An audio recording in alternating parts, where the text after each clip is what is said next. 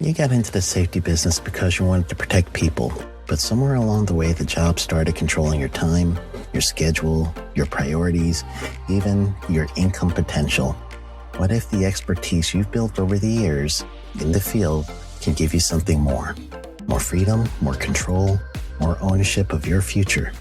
I'm Sheldon Primus, the author of 7 Steps to Starting a Profitable Safety Consulting Business and the host of the Safety Consultant Podcast, with more than 350 episodes helping safety professionals become consultants and grow their career.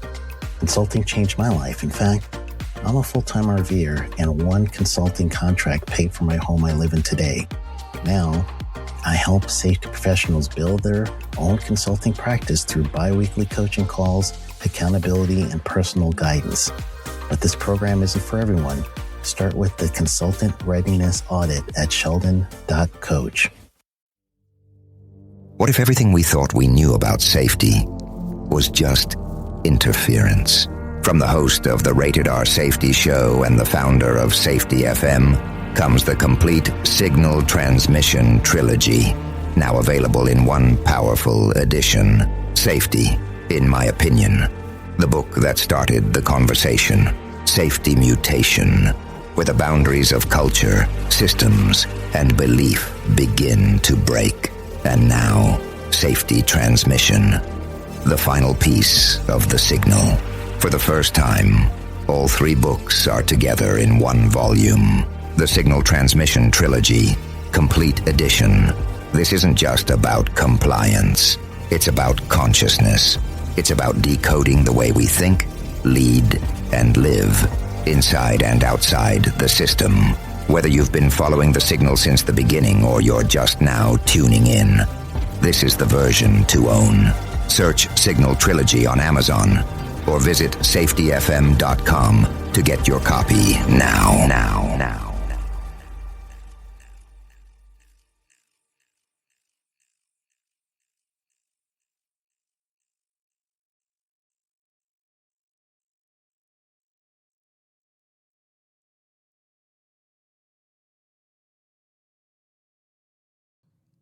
This is Andy. And this is Matt. And you're listening to The Hot Podcast with no name.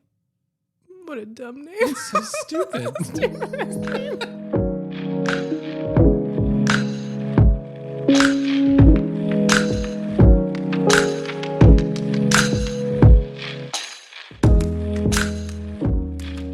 So last week on the previous episode of podcast with no name. Podcast with no name.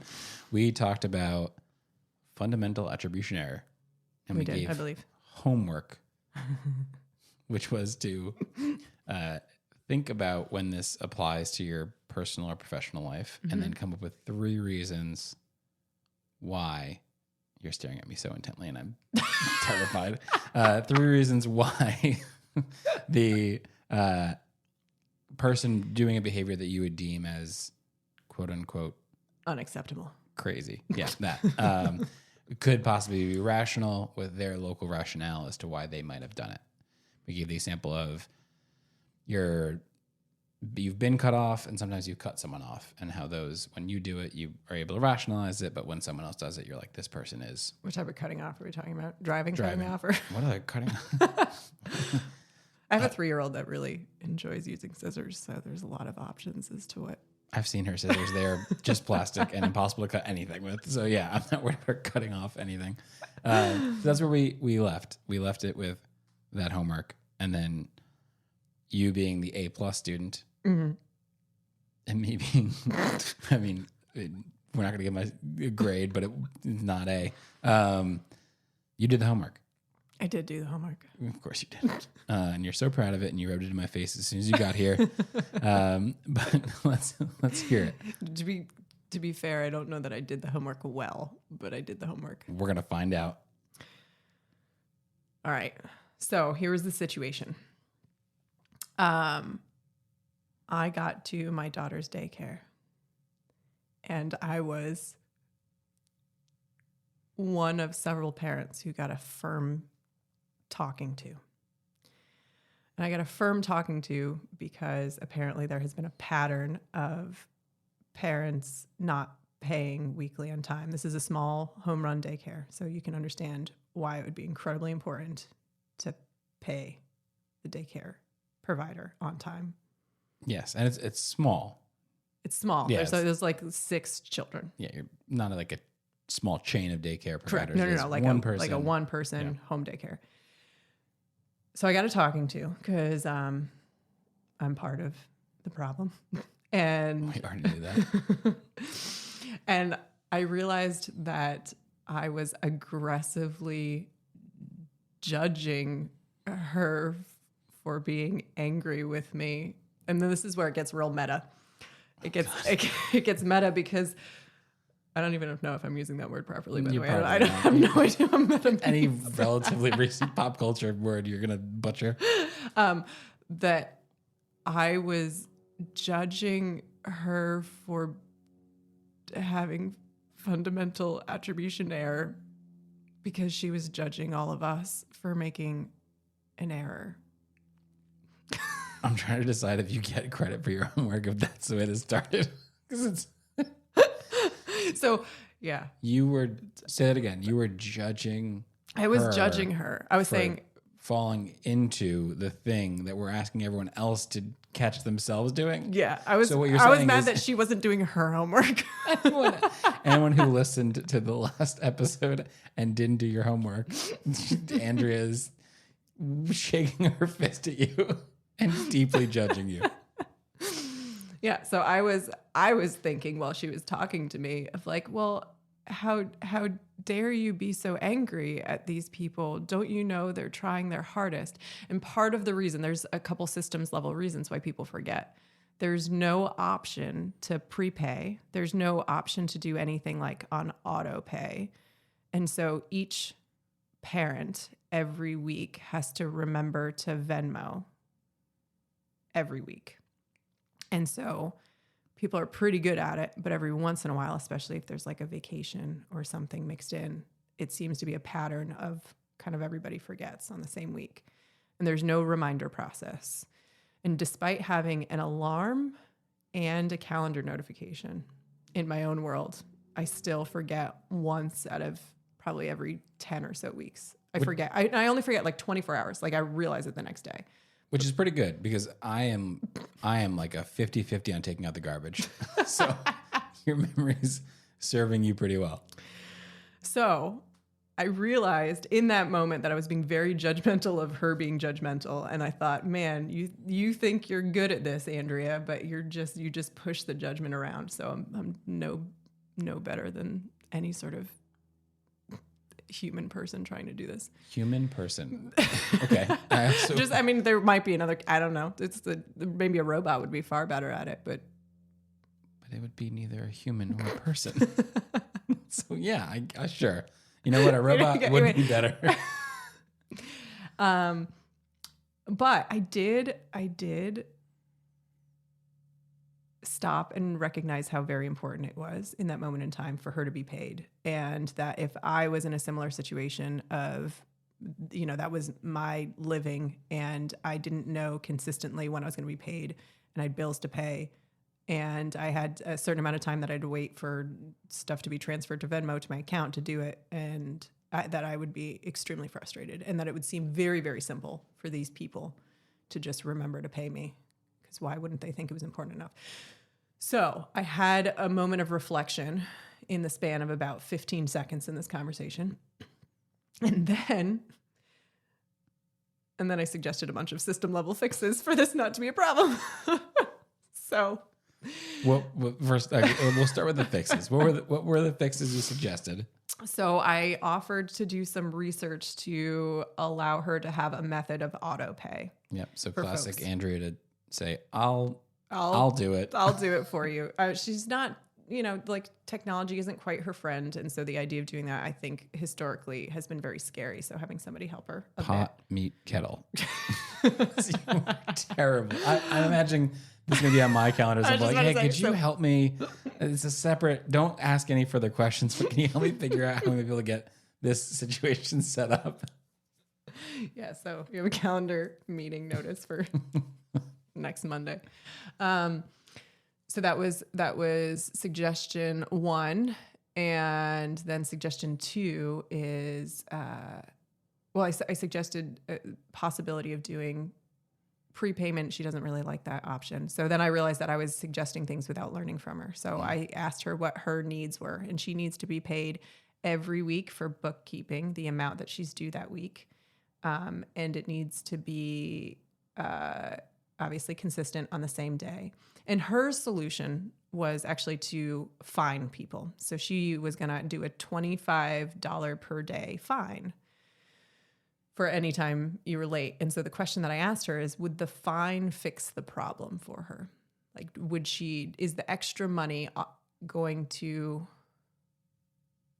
correct for the fact that she doesn't have what she thought she needed in the bank account on Friday? And she said, absolutely not. She's just hoping it was going to be a deterrent. And then she told me a story about how historically when she's had to do this years ago, most people would just pay the fine and they would still forget to do it. That tracks, yeah. So I suggested that maybe the deterrent wasn't going to be as effective as she would hope for because people weren't intending to forget to begin with. And so the deterrent itself wasn't going to allow them to remember more. And so first suggestion, automatic, scared her a little bit. And then I said, well, what if I just wrote you a stack of checks, like one for each week? I don't even know if this is legal, by the way. We're flinging this out into the world, but what if I wrote you a stack of checks, one for each week, and you could deposit them on Friday, but I could give you several months worth at a time? And she loved that solution. Loved it, and now that's what you're doing? Or that is what I'm doing. Yeah, I gave her the stack of checks today. What was her response? Did she say, "Wow, I had such a great idea. This is great. I'm so ahead of the game"? Her response was, that's a really good question. It wasn't like a grateful response. It was I'm glad you figured out how to do the thing you were supposed to already know how to figure out how to do, right? So it was, she's still deep-hearted to fundamental attribution error. But actually the funniest part of the conversation that we were having when she was very frustrated with me and telling me how terrible it was that none of the parents seemed to be able to pay on time is she'd say, I'm so busy. She was saying, I'm so busy that I actually don't have time to check to see whether or not I've been paid. And I just kept thinking, if you don't have time to see whether or not you're paid, surely you can understand that probably the parents who are not paying are feeling the same way about trying to struggle to remember to put that as a weekly thing that they have to do. And also the barrier to entry to pay. I mean, it's not super high. Venmo's not high, but to remember to pay. It's just the remembering. It's automated. The weekly remember because everything else is automated. Anyway, so that was my homework. So you solved a small business's need to get paid, and they were extremely grateful. Yeah, that's not at all, but they were nailed it. they'll come around. Okay, so you did the homework. I did. I'm still getting over driving and fundamental attribution error because every time I step in the car, I have 6 or so instances where I have to be like, hey, Matt, I'm sure they didn't mean to do that. And put your middle finger down. Like, that's not what you want to be doing. You grew up though with sort of like angry drivers teaching you how to drive. Yeah. So this is didn't pretty stop ingrained. at driving. But yes, I grew up with angry examples to follow. And again, it was, parents were from Brooklyn and Queens, and I was back there 2 weeks ago driving again. And for the first hour or so that I was back there, I was absolutely terrified. I couldn't believe that I had driven for 11 years in Queens and hadn't been in an accident because I crossed over the bridge, and I swear the clouds got a little darker and everything was just Mad Max style as I'm going through. And I didn't remember it being like that. And then, the next day there, I felt back to normal, but risk normalization. It was bringing up a true. Big topic here. I know, but then I get mad at myself because now I don't get to be mad anymore because then I have to rationalize it because we spend all of our time talking about this stuff and I just want to be mad. Well, I can tell you the way that I fixed it is exactly what I just did in my homework. You can't be mad at people for taking actions anymore driving. I mean, you can be. I am. You are. But then you'd be mad at them for them being mad at other people. I'm still mad at people. It's just a different type of mad. I don't think it'll ever go away. I'm trying. I do really well professionally, but oh man, something about just getting in a car, just all these muscle memory, emotional memory of being like, no one is good at driving and you need to let them know so they can improve. You brought up a big topic though. Risk normalization. Yeah. Yeah. I'm sure you want to, I could see. Can you see it in my eyes? Yeah. You are desperately trying to Chomping get at the into bit. this. Yeah. Talk about risk normalization. Yeah. Let's do it. Should we? I mean, we're here. We're approaching the subject. We didn't have exactly the best plan as to what was going to happen next anyway. So well, let's go. All right. So risk normalization. Let's back up for a second because I think in our work worlds, there has been quite a bit of conversation for many years about the idea that people have different risk tolerances. So much so that there's like companies that you can hire that profile people when you're bringing new folks into your organization to try to like assess their risk tolerance, which sounds really cool on paper. So wait, so quickly in 30 seconds or less, we have a clock right here. Okay. They're recording. Just describe what that's like to have someone come in and profile. Like, what does that look like? What does it do? A lot of the time it's like a series of questions or a form that people fill out that is supposed to put them into a category of whether or not they are a risky person, someone who's willing to tolerate risk, or whether or not they are a more cautious individual, with the thought process that you would probably only want to hire cautious individuals. This sounds like a DEI nightmare from my software startup world. That does not sound okay, but let's continue. Let's not let me detract. Yeah. And so what always struck me as interesting about that is, one, the recognition that your risk tolerance of something is very dependent upon your experience level. And so somebody who might be a super cautious individual, right? And then you might get that information about whether somebody is cautious by like kind of what their hobbies are and what they tend to like to do outside of work. Is it things that are, types of activities that would not lend themselves to people being injured, or knitting versus whitewater kayaking, right? So you might qualify somebody as a more cautious person if they're kayaking. Nailed it. Got it. But any individual who involves themselves in any sort of activity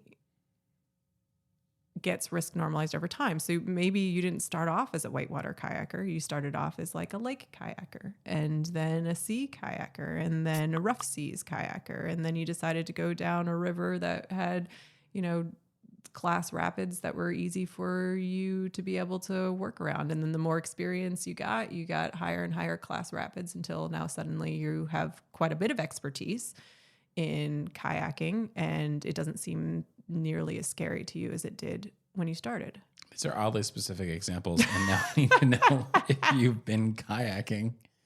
And Should I have used something? How aggressively do you kayak? I have kayaked. Okay.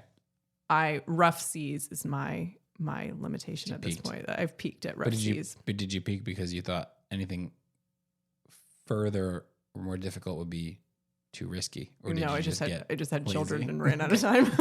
Well, now I feel bad saying lazy, but I'm sticking with it. And so if we're looking for somebody, so there's no argument that some people, right? So like what makes you and how you were raised, right? There are personality types that are a little bit more cautious than others, but many of the jobs that we are hiring for, the work itself is inherently dangerous. And so you actually need folks who are willing to engage in that work. If you're a lineman, right, you're up in the air working with voltage. I mean, you just like the possibilities of being seriously injured exist in your job world. And yet somehow we're kind of get this idea that you could get a cautious person to be engaged in an activity that has high risk to it. And that the risk normalization of the person who's doing that work all the time, we kind of think should look the same as somebody who's in an office who doesn't do that work all the time. And that to me, just there's like a massive thought process disconnect in that idea of people's risk tolerances being the same for a specific activity. Indefinitely. Right, indefinitely. Right? Like, I do this 100 times. I have the same risk tolerance as the first time, 10,000 times, and I still have the same risk tolerance. Right. So that's just not how life works, right? That's not how our brains work. That's not how we categorize risk to begin with. But so not only one person having the same risk tolerance indefinitely, but thinking that the risk tolerance of the human who is in an office and not doing that work is quote unquote the right way to look at it versus the risk tolerance of the person who is doing that work day in and day out and has been normalized to it is quote unquote the wrong way of doing it. That's a massive disconnect in my mind. And usually the person who is in the office is the one that's making the rules through their risk-taking lens, right? Through their risk tolerance lens. And then the person who's out in the field who has tons of experience doing what they're doing, it doesn't make sense to them. Stupid example that doesn't involve, work that some of us might not be familiar with. It would be like me telling you, Matt, that yes, tomorrow, okay, when you're in your kitchen, I need you to wear cut-resistant gloves while you're preparing dinner if you're cutting things. You'd be like, yeah. I mean, I understand conceptually the risk that you're trying to prevent here. Nope. I'm not doing it. But I it understand. wouldn't, but it wouldn't make any sense to you. You'd be like, I know I can get cut. Like I'm not aware of that. And you've been cut. I mean, I cook pretty often. So yeah, I've been cut plenty of times. Right. And so that's just because you've been in the kitchen a bunch cutting things. And if I've never done that before, then it would just seem to make total sense. Total sense. Like, why wouldn't you put on cut resistant gloves? But from your perspective, you'd be like, it doesn't make total sense to me. Why doesn't it make total sense to you, Matt? Yeah, it doesn't. I mean, I was also thinking about like if you asked me to wear an entire suit that was flame retardant if I was going to go use the oven. It's just like the same concept as it. It sounds like Looney Tunes, and which never happened. I would just not use the oven anymore. I'd go cook somewhere. I'd go to the grill if you didn't make me use the. No, you absolutely need the flame retardant suit for the grill, goodness. Matthew. All right, well, I'm ordering dinner on every day. Just dangerously close to how it was when we first moved in. Yeah. So anyway, risk normalization is something that naturally happens the more you have experience. And the idea of having people have the same risk normalization that are in an office environment, oftentimes the folks that are making rules versus the person out in the field, that's never going to happen. And so when we're thinking about what is realistic and has operational fidelity, meaning it makes sense to the people who have to do the work in real life, we should be seeking to understand their feelings and thoughts about the risk that they're in. Because if we come at it from this completely different angle of, hey, I think cut-resistant gloves in the kitchen are a really good idea, and we just kind of continually push that, we're going to be really disappointed when people don't think it's a good idea. Yeah. So risk normalization, what's the homework? Mm-hmm. What's the thing we can go and do in our personal lives that would really show, hey, this... Maybe I'm normalized risk. Maybe I view this as particularly risky, but people do it all the time. How can we put our brains to work to see this outside of the workplace? That's a great question. Risk normalization is so hard to see when you're in it. So we're going to have to be thinking about observing someone else. Or maybe we can think about our past. All right, so let's do this. Let's try to think about something that we do, work-wise or personal-wise, that when we originally started doing it, it was terrifying to us. And now it doesn't feel like a big deal. Driving in Queens. Got mine done already. Okay. So that's the homework, and we'll talk about it next time. Sounds good.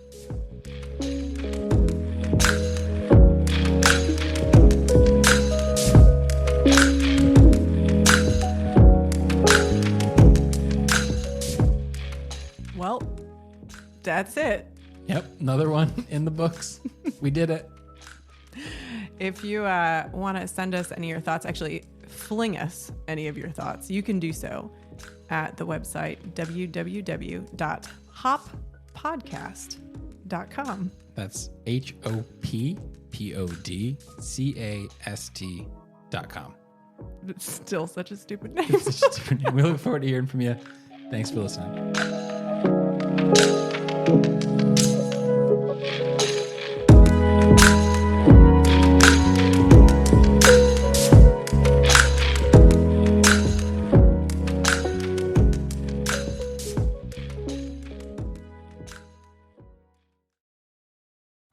You got into the safety business because you wanted to protect people, but somewhere along the way, the job started controlling your time, your schedule, your priorities, even your income potential. What if the expertise you've built over the years in the field can give you something more? More freedom, more control, more ownership of your future. I'm Sheldon Primus, the author of 7 Steps to Starting a Profitable Safety Consulting Business and the host of the Safety Consultant Podcast, with more than 350 episodes helping safety professionals become consultants and grow their career. Consulting changed my life. In fact, I'm a full-time RVer, and one consulting contract paid for my home I live in today. Now, I help safety professionals build their own consulting practice through bi-weekly coaching calls, accountability, and personal guidance. But this program isn't for everyone. Start with the Consultant Readiness Audit at sheldon.coach. What if everything we thought we knew about safety was just interference? From the host of the Rated R Safety Show and the founder of Safety FM comes the complete Signal Transmission Trilogy, now available in one powerful edition. Safety, in my opinion, the book that started the conversation. Safety Mutation, where the boundaries of culture, systems, and belief begin to break. And now, Safety Transmission, the final piece of the signal.